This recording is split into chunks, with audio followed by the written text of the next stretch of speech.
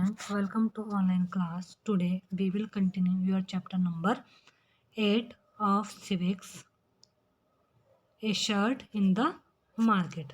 पिछली वीडियो में हमने कर्नूल के बारे में पढ़ा कि कर्नूल की जो स्वप्न है वो किस तरह से एक कॉटन का प्रोडक्शन करती है और वहाँ का जो लोकल ट्रेडर है उससे क्या है लोन लेती है, जिसके बदले में वह उसे कंडीशन रख देता है। वह उस कंडीशन को फुलफिल करती है कि वह अपना कॉटन उसी को ही देगी। अब क्या है अगला topic, the garment exporting factory near Delhi. Delhi के निकट जो वस्त्र निर्यात करने का कारखाना है। The Erode merchant supplies the cotton cloth product produced by the weavers to the garment exporting factory near Delhi. The garments exporting factory will use the cloth to make shirt.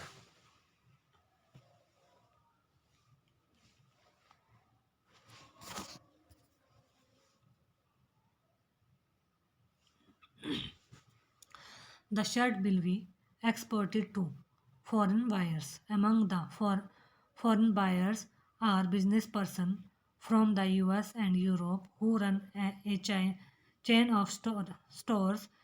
These large stores do business strictly on their own terms. They demand the lowest price from the supplier.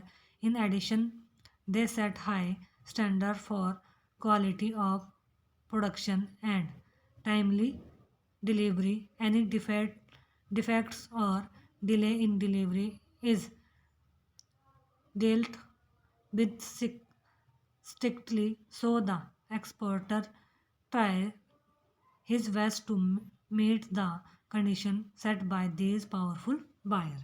Erode का जो व्यापारी है, बुनकर viewers द्वारा बनाए गए produce किए गए जो कपड़ा दिल्ली के पास बने बनाए वस्त्र निर्यात करने वाले जो फैक्ट्रीज है को भेजता है। और वीवर्स निर्यात द गारमेंट एक्सपोर्टिंग फैक्ट्री निर्यात करने वाली जो फैक्ट्रीज का उपयोग कमीज़ बनाने के लिए यूज़ करते हैं। और यह कमीज़ें विदेशी जो ट्रेडर्स है वह ट्रेडर को निर्यात की जाती है, बेची जाती है।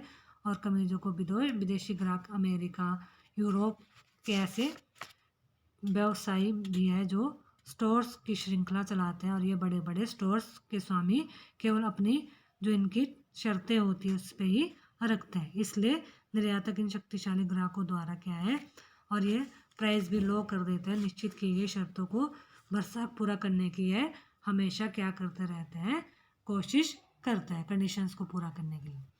Faced with such pressure from the buyers the garment exporting factory is in turn try to cut cost. They get the examine work out of the workers at the lowest possible basis. This way they can maximize their own profits and also supply the garments to foreign buyers at a cheap price. और इसमें क्या है, ग्राहकों को की ओर से इस प्रकार के बढ़ते जो दावों का जो रीज़न था वो क्या था, निर्यात करने वाले जो फैक्ट्री थे, कारखाने खर्चे की कटौती करने का क्या करते थे, प्रयास करते थे। वह काम करने वालों की जगह तक संभव हो सके न्यूनतम मजदूरी मतलब वेजेस सैलरी कम देना, अधिकतम काम लेते थे। इस तरह से वह अपना लाभ तो बढ़ाते हैं लेकिन जो विदेशी ग्राहकों को भी सस्ते दामों पर वस्त्र है जो फैक्ट्री के ओनर थे उनको सस्ते दामों पर वस्त्र वगैरह यह लोग इन्हें दे देते थे।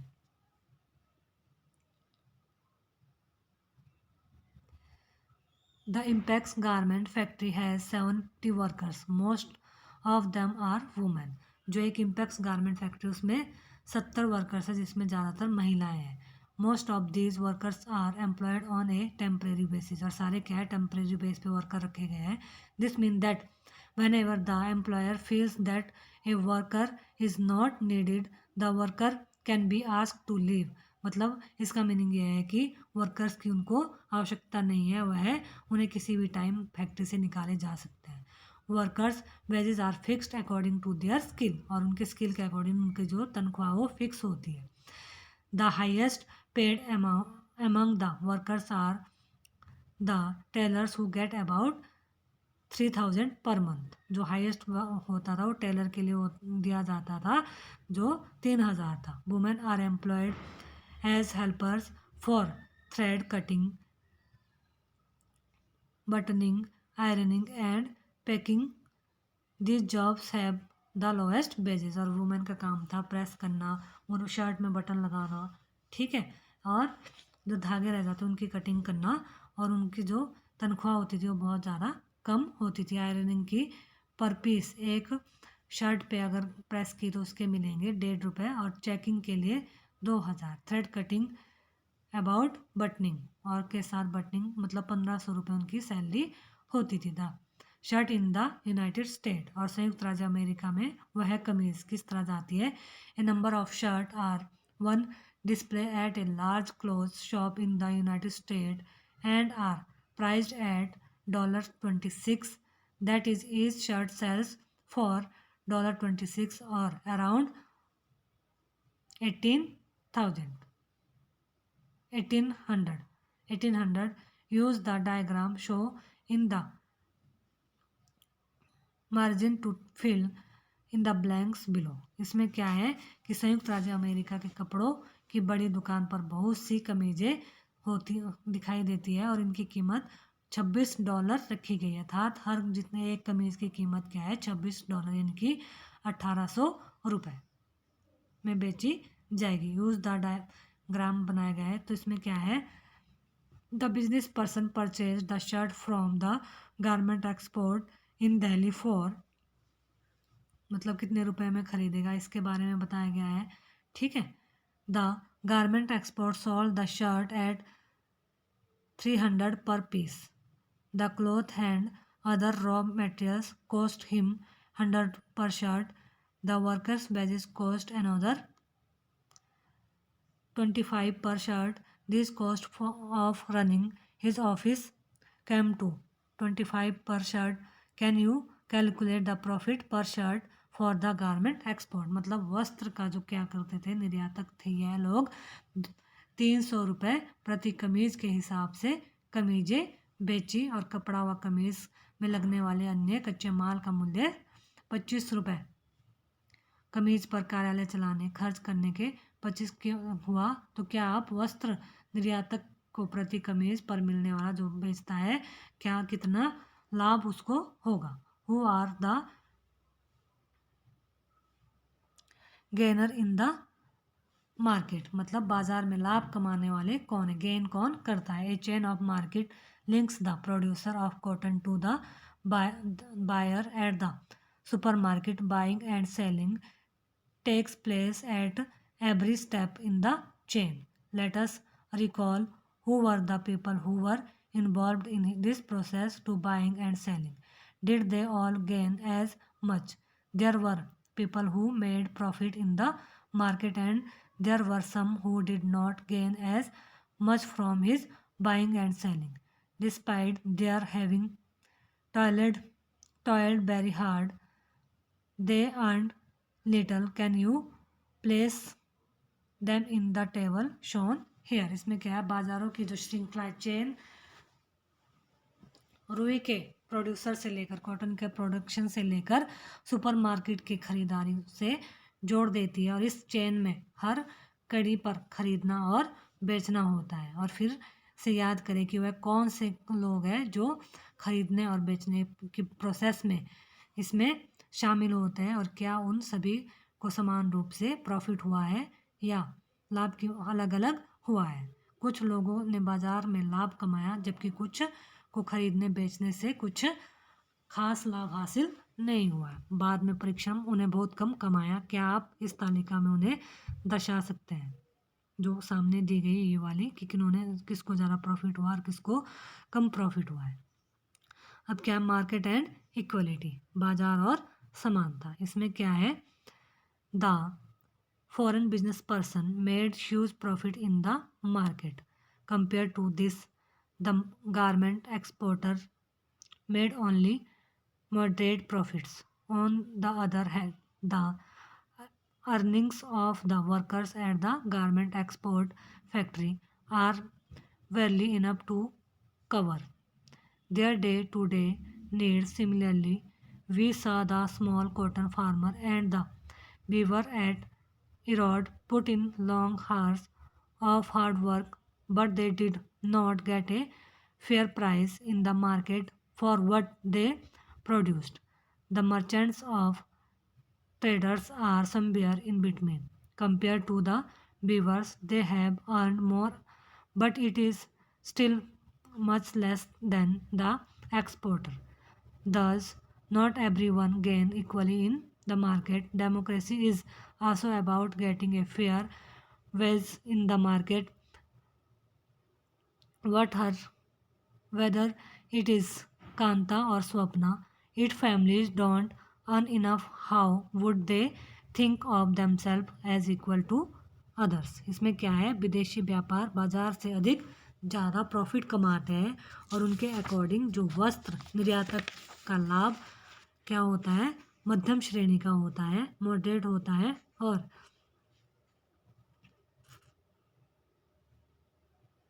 इस प्रकार हमने देखा कि कपास उगाने वाली छोटी किसान और इरोड के बुनकरों ने कड़ी क्या की है, इसमें बहुत ज़्यादा मेहनत की है, काम किया है, लेकिन बाज़ार में उन्हें उनके उत्पादक के उचित मूल्य नहीं मिला और व्यवसायी या व्यापारियों की सिचुएशन बीच की है और बुनकरों की तुलना में उनकी कमाई अधिक हुई, लेकिन जो निर्यातक की कमाई से बहुत कम है। जो निर्यातक है उसको जो खरीदता है उसकी कम है और इस तरह बाज़ार में सब बराबर नहीं कमाते। और जो डेमोक्रेटिक है, डेमोक्रेसी के अकॉर्डिंग सबको बाज़ार में उचित जो रेट मिलना चाहिए, फिर चाहे वह कांता हो या स्वप्ना। यदि फैमिली पर्याप्त नहीं कमाएगी तो अपने आप को दूसरों के बराबर कैसे वह समझेगी।